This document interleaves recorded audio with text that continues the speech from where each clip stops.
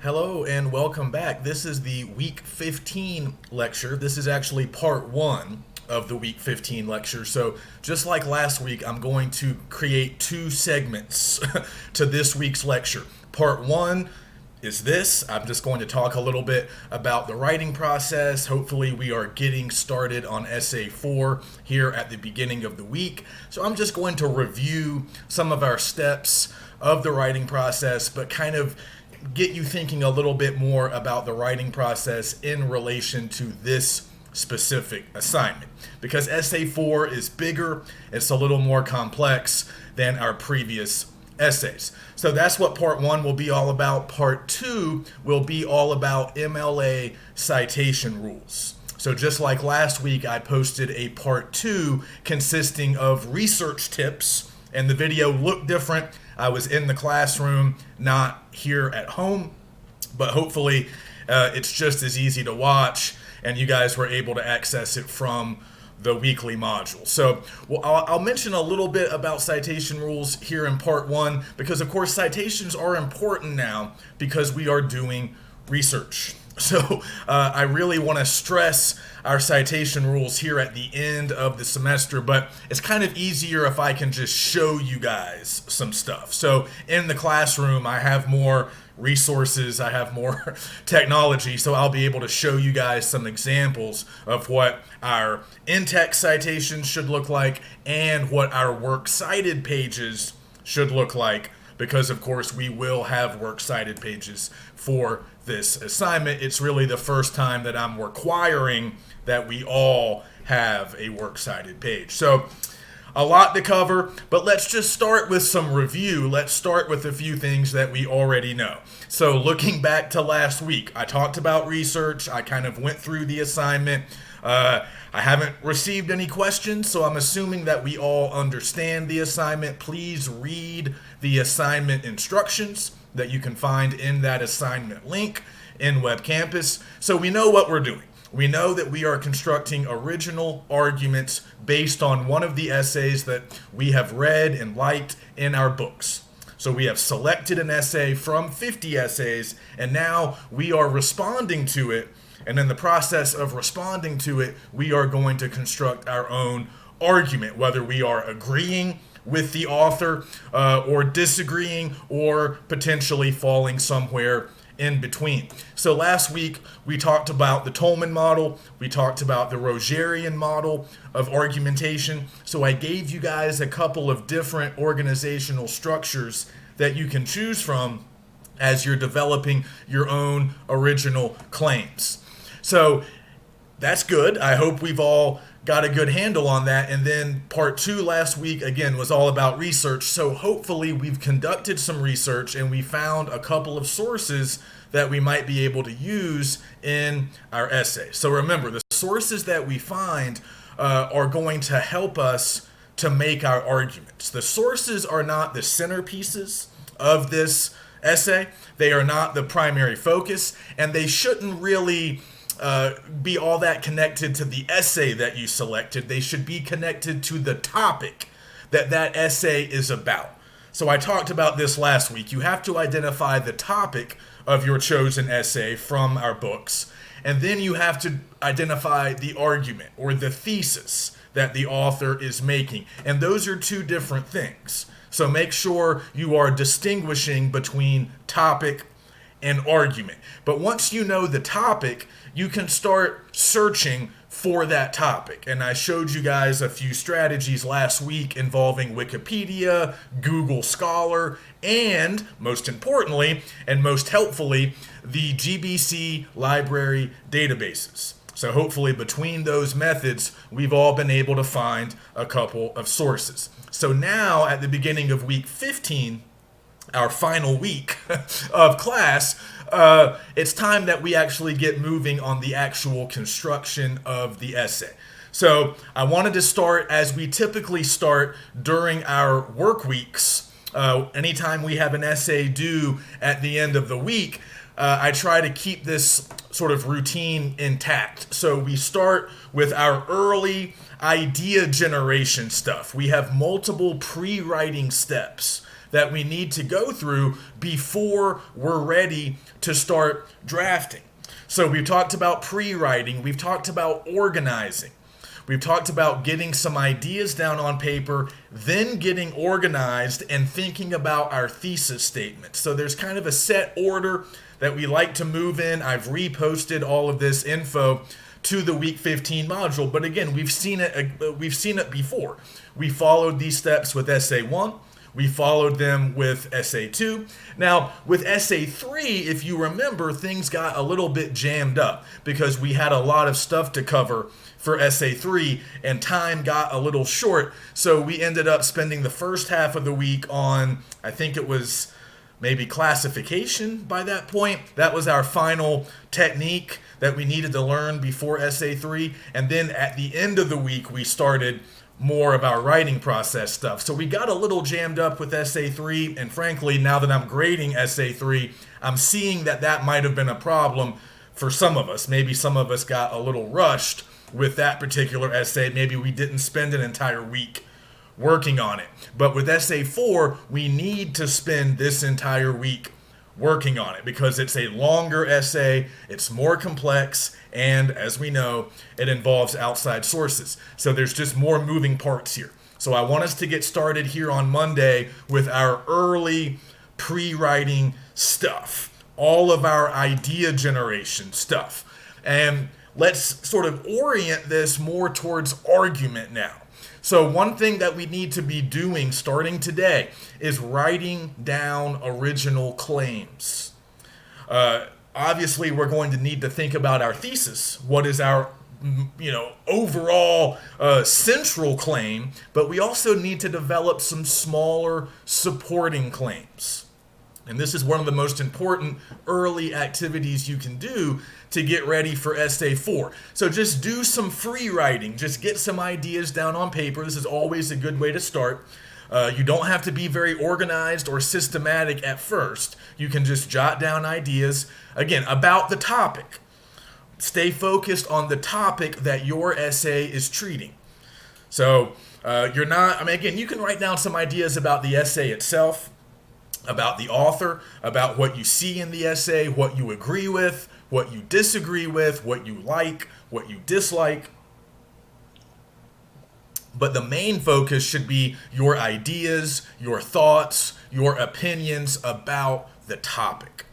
Whatever topic the essay is addressing, that's the topic that you are addressing. Okay? So just remember that and get started by just writing some things down. Now, as you're doing that, try to at least some of the time write down original, debatable statements. So some of the things you write down might be statements of fact. They might just be true things about the topic, or they might be things that you've heard, things that you've read, things that you've seen. But at some point, you have to get a little argumentative, and you need to start writing down opinions, ideas, and points that belong to you. I might not necessarily agree with them. Somebody else might not necessarily agree with them, but these are your claims. And some of them, if you come up with some good ones, some of them can serve as the supporting claims that you'll need to build your body paragraphs. So we'll talk a little bit more about outlining at the end of lecture, because by the end of today, or at least by the middle of the week, Tuesday or Wednesday, I want us all to be outlining. So again, get started with some free writing, some clustering. My phone's ringing, but I'm going to ignore it for now. Do some free writing, some clustering, just get ideas down on paper. It doesn't really matter how you do it. It doesn't matter what technique or strategy you use. You just need to get some stuff on paper. And again, try to sort of push yourself to come up with original claims. But of course, while you're doing this, it might be helpful to also get started on some thesis drafting. So remember, in the past, we would do this early pre-writing stuff, just really informal brainstorming, and then we would move on to thinking more about our thesis, and then we would move on to outlining. So I want us to stick with that sort of progression. But now we can kind of accelerate the thesis thinking because before you can generate a lot of supporting claims, you might need to have a clear idea of what your overall central claim is going to be. And that is, of course, your thesis. So you don't have to have the thesis completely finalized. You don't have to have all the wording perfect. It doesn't have to be exactly as it's going to be. But you need to have a draft of the thesis, an early, tentative, rough draft version. Maybe it doesn't sound great. Maybe it's kind of awkward. Maybe it consists of 2 or 3 sentences because you haven't really been able to condense it yet. But get it down on paper. It doesn't matter if it looks good or sounds good yet. You just need to be clear on what it is. So this is for your benefit. That's what you have to remember about all these early steps in the writing process. These are for you. They're not really for me. I'm not going to see most of this work. But you guys need to have the thesis clear in your minds, and that means write it down, look at it, understand it, know it, and as you have that thesis in mind, you'll be able to start generating some sort of related supporting claims that go along with it that will help you to prove it. So for this kind of assignment, I really recommend the clustering method. Once you have a tentative thesis statement, you might want to put it in a circle or a box in the middle of a page, a middle of a piece of paper, and then draw little branches to other circles or boxes where you can write supporting claims that are related but a little bit different, but are all sort of a part of this larger argument that you're starting to build. And again, those supporting claims can later anchor individual body paragraphs in your essays. So it's a great way to help with our later organization. But yeah, let's think about thesis statements and let's think about all of the supporting claims that we need to make in order to drive that thesis home. And just keep your purpose in mind. I feel like with Essay 3, some of us lost or never really thought about our purpose. A lot of us did some good comparison, but a lot of us didn't have a larger point. Even though I said with Essay 3, comparing and contrasting is not an end destination. It's not the ultimate goal. It's a means to an end. We were supposed to be making larger points about our subjects based on the comparative analysis that we were conducting. A lot of us seem to forget that. A lot of us were just listing similarities and differences with no larger purpose. We want to avoid that problem in Essay 4. Remember what your purpose is. You are making an original argument that you want your audience to either accept as true, or you want them to at least accept it as possibly true, potentially true, reasonable. That's your goal. So everything you do starting now needs to be sort of geared toward accomplishing that goal. So yeah, early pre-writing, let's start that today. And once you've done some of that work, you might be ready to start outlining. So I've already posted a sample outline, just sort of a structure that you can use. It's in the week 15 module. You can take a look. But remember, we need to start planning individual paragraphs. That means the intro. That means all of our body paragraphs. And of course, eventually, our conclusion. But if you've done what I've just described, if you have a list of potential supporting claims, even if they're just scribbled on the back of a piece of paper, wherever, once it's time to outline, you can start taking some of those original supporting claims, these original debatable assertions that you are making. Again, no one else. You're not getting these from anywhere else. You're making these claims, right? They're yours. They belong to you, the writer. Once you have a good list of those, you can start turning some of those claims into topic sentences. You can start creating body paragraphs around those claims. So if I'm making an argument about light pollution, just to use the Klinkenborg example that I was mentioning last week, if I'm going to make an argument about light pollution, about what humans can do to combat light pollution, just as a random example. So I have a tentative thesis. Now I'm thinking, okay, what are all the supporting claims that I need to make that argument? Maybe I have something specific about sea turtles. Okay, so I'm going to have a sea turtle paragraph. I have a claim, a supporting claim about sea turtles, and now I'm going to take that supporting claim, and if it already sounds pretty good, maybe it's ready to be a topic sentence at the beginning of one of my body paragraphs, and then I can spend the rest of that body paragraph talking about that particular supporting claim. Maybe I find an outside source that helps me to talk about it. I can bring in some evidence from that source. I can make emotional appeals. I can use other forms of evidence, and I'm talking about sea turtles. So I can plan that. That's going to be my second body paragraph. It's going to be about sea turtles, okay? And then whatever. And then my next body paragraph is going to be about I don't know, electric lights or street lights or other forms of artificial light that might be part of the problem, especially in major cities. So I don't really know much about this topic, so I'm just making all of this up off the top of my head, but you get the idea, right? So I have a sea turtle supporting claim, and I have a artificial light supporting claim. So now I have a sea turtle body paragraph, and now I can have a artificial light paragraph, because I can talk about those supporting claims at length. I can bring in evidence. I can make appeals about those particular claims. So you need to have somewhere in the neighborhood of 4, maybe 5 good supporting claims, because you're going to need roughly that number of body paragraphs in order to meet our length requirement and to do everything you need to do for Essay 4. So this is just a little tip that I think is very, very helpful. Take your supporting claims that you wrote down in the very beginning of the writing process, and then later turn those into topic sentences and build your bodies around them.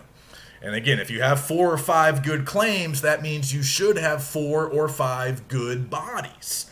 And when you're outlining, you don't have to be ready to write all of those bodies yet. You just need to have a plan in place. Here's what I'm going to do in body number 1. Here's what I'm going to do in body number 2, body number 3, body number 4. And while you're at it, you'll have a plan for your intro, and you can make a plan for your conclusion. Those paragraphs are easy to plan because we generally do the same types of things in them. We introduce our topics in the intro, we provide some background info, and then we establish our thesis. That hasn't really changed over the last few assignments. And then in the conclusion, we're going to restate our main points, we're going to restate our thesis, and we sign off. Pretty straightforward, so we can plan those out as well. And as I'd said last time, in the intro paragraph, and this is in my outline, you need to introduce the essay that you've selected, the author's name, identify the topic of the essay, identify the argument that the essay makes, say anything else that needs to be said about the topic to help us understand, and then you establish your thesis. So now the intro is actually a little more complex. I mean, it won't take you very long to do all of those things, but you need to have a plan. You need to be planning to introduce the essay, planning to introduce the topic and the argument, and then of course you have to put a place in for your own thesis. You need to have space for that. So start planning your paragraphs. If we're not ready to do that here on Monday, you should be ready to do it, like I said, by the middle of the week, and use my outline to help guide you.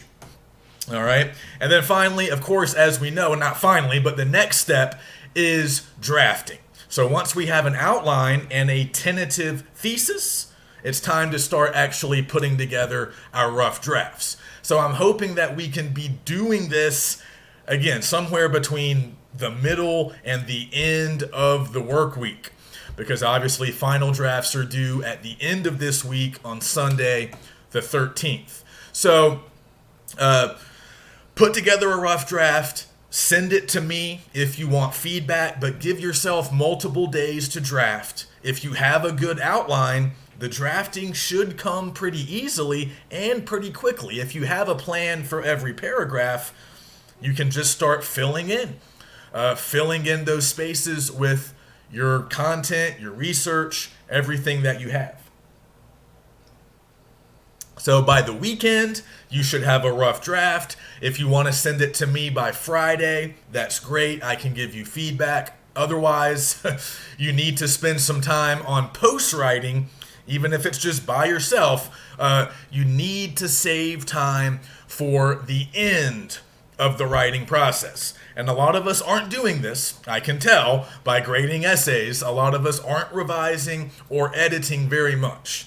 But I'm going to stress the post-writing phase one last time. So these are the final two steps. After we have a rough draft, we need to revise and then edit that rough draft. So, as I've said before, and this is all in the Week 15 overview, revision is a little different than editing.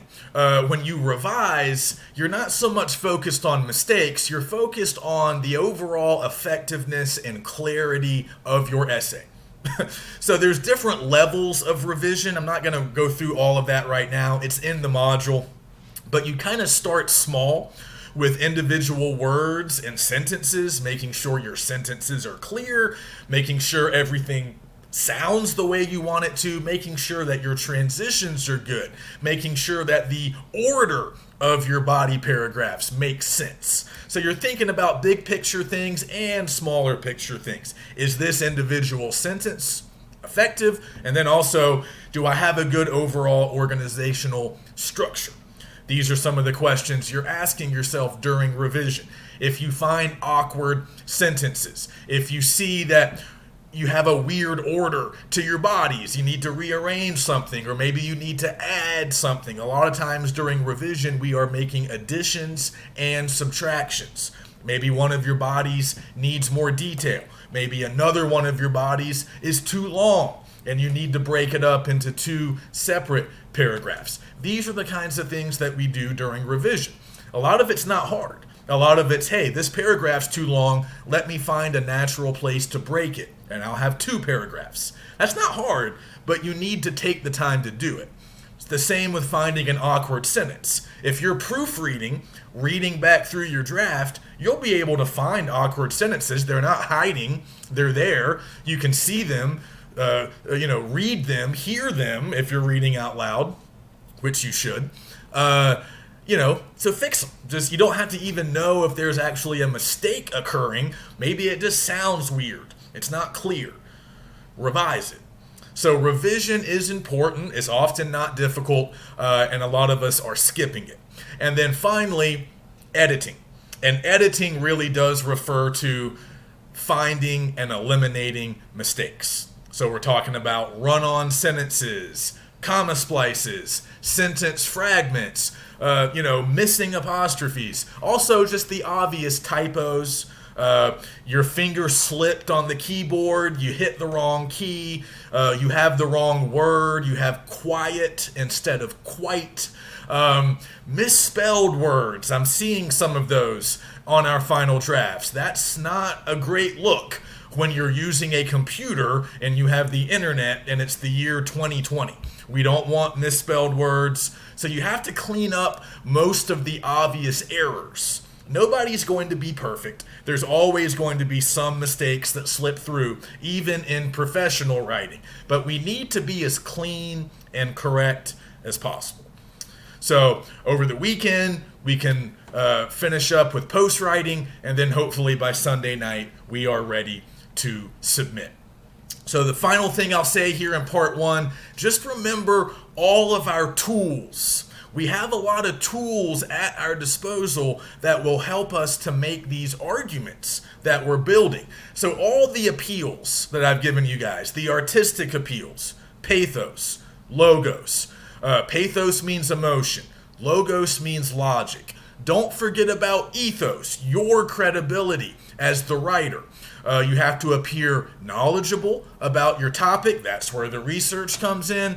And you need to show that you have goodwill for your audience. So don't forget about those artistic appeals. And then the inartistic appeals are what we would most commonly just refer to as evidence, numerical evidence. Testimonials, that means the words or experiences of other people. They might be experts, they might be regular people who are eyewitnesses or consumers, and they can speak to the issue at hand. And then, of course, anecdotes, extended examples that often take the form of narratives. So these are all tools that we can use to support our arguments. And we have other tools. We have other techniques that we've been learning about throughout the semester. Narrative, description, analysis, comparison, definition, classification, and of course, examples. Now we've moved into argumentation, but argumentation includes all of that stuff. There's a reason we're doing arguments last.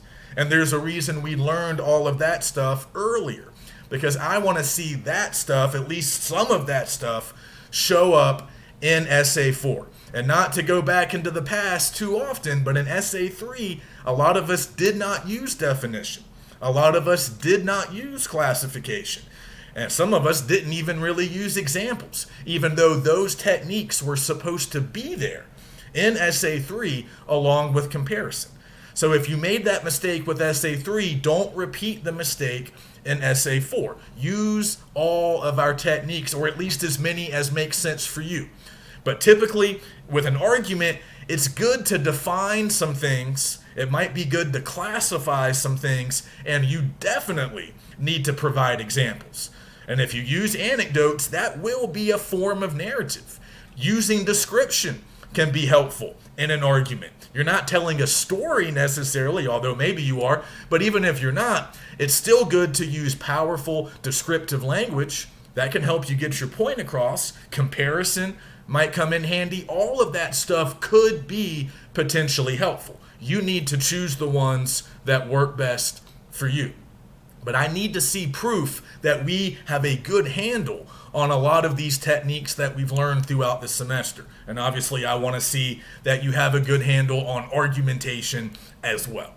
So there's a lot on the line here with Essay 4. It's worth more points than our previous essays. It is more complex. There is the research component.